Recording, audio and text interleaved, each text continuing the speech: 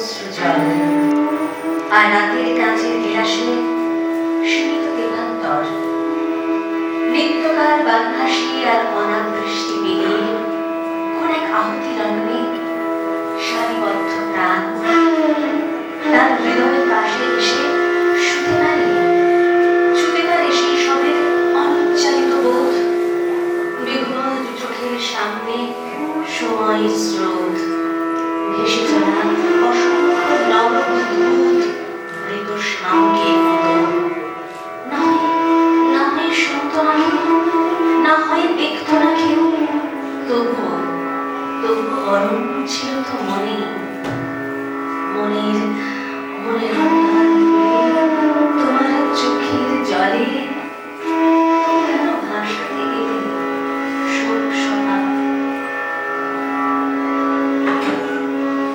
কবিতাটি লিখেছেন এই উৎসবের আহ্বায়ক, বিশিষ্ট চলচ্চিত্র পরিচালক নীলাঞ্জন ভৌমিক, যার আমন্ত্রণে আপনারা সবাই আজকে এসেছেন।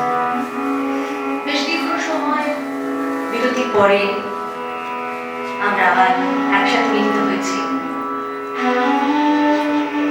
এক অদ্ভুত ভালো লাগা।